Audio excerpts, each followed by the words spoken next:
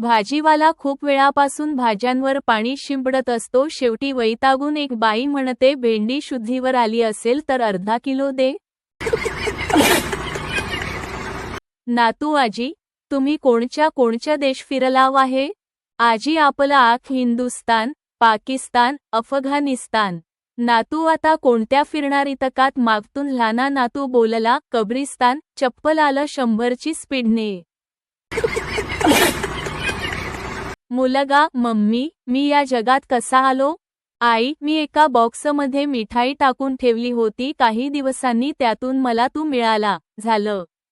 मुलानं ठीक तसंच केलं. काही दिवसांनी त्याने तो बॉक्स उघडून पाहिला तर त्यात एक झुरळ निघालं. मुलगा, चिडून, तुला आताच चपलेनं चिरडावं वाटतंय, पण काय करू, माझंच लेकरू आहेस तू. क्यू. बंड्या केळं विकत घ्यायला गेला. बड्या भाऊ, एक केळं घ्यायचा असेल तर किती रुपये होईल?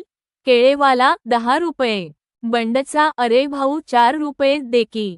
केळेवाला, 4 रुपये तर नुसतं छिलकाच येईल. बड्या, ये घे 6 रुपये आणि फक्त केळा देऊन दे आणि छिलका तू ठेवून घे. शेजारची मुलीला गणितात 99 गुण मिळाले. नवरा, अरे वाह, फक्त 1 गुण गेला तिचा. बायको, तो आपल्या मुलाने मिळवला. मास्टर, मुली मोठ्या कधी होतात? पप्पू, जेव्हा त्या ब्रा घालायला लागतात. मास्टर, बरोबर. मग आता सांग, मुलं कधी मोठे होतात? पप्पू, जेव्हा ते ब्रा काढायला लागतात. मास्टरने राजीनाम्यासाठी अर्ज केलाय. बाई, ये टीव्ही कितीचा आहे? भाऊ, टीव्हीवाला 55,000 रु. च्या. बाई, अरे ये तर फार मागं आहे. अस्तर काय खास आहे ये टीव्ही मध्ये? टीव्हीवाला, ये लाईट गेलेवर ऑटोमॅटिक बंद होऊन जाते. बाई, ओ, तर पैक करा मग. स्थळ पुण्यातील दुसरे असू शकत नाही. पेशंट, डॉक्टर, प्लास्टिक सर्जरी करायची आहे. साधारण किती खर्च येईल? डॉक्टर, 3 लाख रुपये. पेशंट, थोडा विचार करून, आणि प्लास्टिक आम्ही आणून दिले तर? शहरातील माणूस भाजी घेत असतो. शहरातील माणूस, काय रे, हल्ली तुझ्या भाज्यांना चवच नसते रे. भाजीवाला, अहो काय करू साहेब, हागणदारी मुक्त गाव झालं तेव्हापासून चवच गेली भाज्यांची. सरकारला माझी एक विनंती आहे, जे लोक माझे मेसेज वाचत नाही आणि मेसेजला रिप्लाय देत नाहीत, त्यांना अडाणी घोषित करून टाका.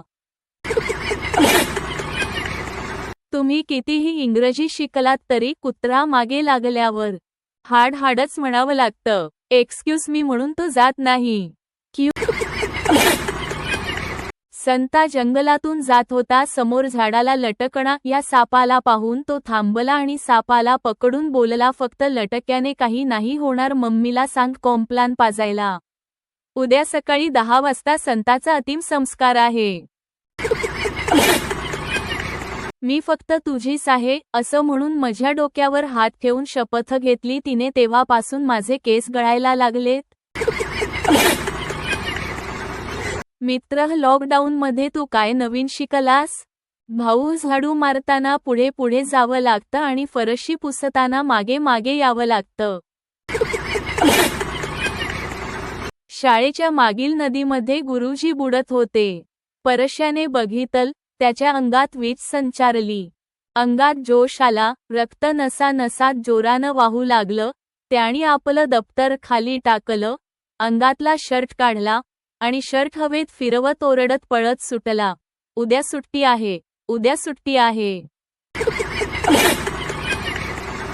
बाप, एवढा उदास का बसलास? मुलगा, जाऊ द्या हो, तुम्हाला नाही कळायच ते. बाप, तू मला तुझा मित्र समज.